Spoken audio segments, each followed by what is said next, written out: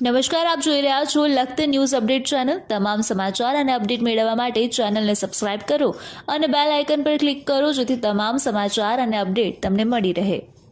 લખતર બસ સ્ટેન્ડમાં local કે express બસની frequency ઘટતા મુસાફરો અટવાયા। પરીક્ષા સમયે જ બસ બંધ કરી દેવાઈ હોય તકલીફ પડતી હોવાનું નામ નહીં દેવાની શરતે વિદ્યાર્થીની દ્વારા જણાવવામાં આવ્યું।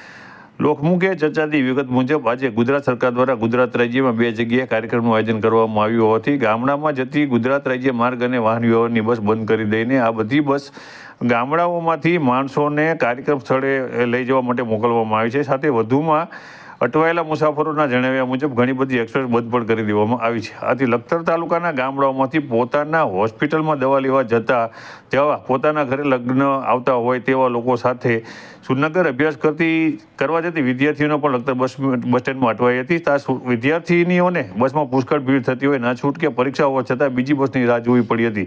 આથી વિદ્યાર્થીનીઓ સહિત ગ્રામ વિસ્તારના સુરનગર દવા લેવા જવા માટે જઈ રહ્યા સિનિયર સિટીઝન દ્વારા સરકાર સામે રોષ વ્યક્ત કરી અને ગમે તે કાર્યક્રમ કરવો હોય તે કરો, અમને કંઈ વાંધો નથી, પરંતુ બસ ચાલુ રાખવા તેમના દ્વારા માંગ કરવામાં આવી હતી અને તેમના દ્વારા જણાવવામાં આવ્યું હતું કે છાસવારે સરકાર દ્વારા કાર્યક્રમો કરવામાં આવે છે ત્યારે લોકોને એકત્ર કરવા માટે થઈ અને ગ્રામ્ય વિસ્તારની સાથે ઘણીવાર તો એક્સપ્રેસ બસો પણ બંધ કરી દેવામાં આવે છે અને આ બસોને માણસો લઈ જવા માટે થઈ અને જે તે ગામડાની અંદર મોકલવામાં આવે છે। આથી તેમને હાલત કઈ પડી રહી છે। કારેલા ગામથી આવું છું, તબિયત બહુ નાજુક છે, બસ એકે મળતી નથી।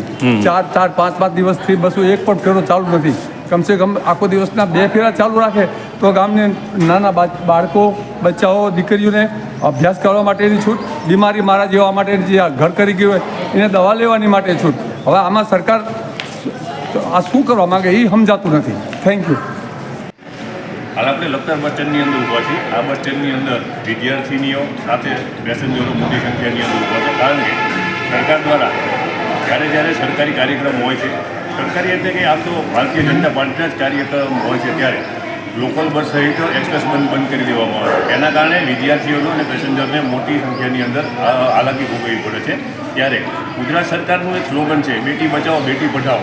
તો જો બસ જ બંધ કરી દેવામાં આવે તો આ વિદ્યાર્થીઓ ટાઈમસર પોતાની કોલેજ કેવી રીતના પહોંચશે અને આ બેટી કેવી રીતના પડશે? તો શું આ બેટીઓને અહીંયા લખતર બસ સ્ટેન્ડની અંદર જ ભણવાનું છે એવું લાગી રહ્યું છે। ત્યારે સરકારને વિનંતી કે તમારે જે કાર્યક્રમ કરવા હોય કરો, એને કોઈ વાંધો નથી, પણ આમ પેસેન્જર અને વિદ્યાર્થીઓના ભોગે તમે બસ ન બંધ કરો તેના કારણે લોકોને ભારે તકલીફનો સામનો કરવો પડે છે।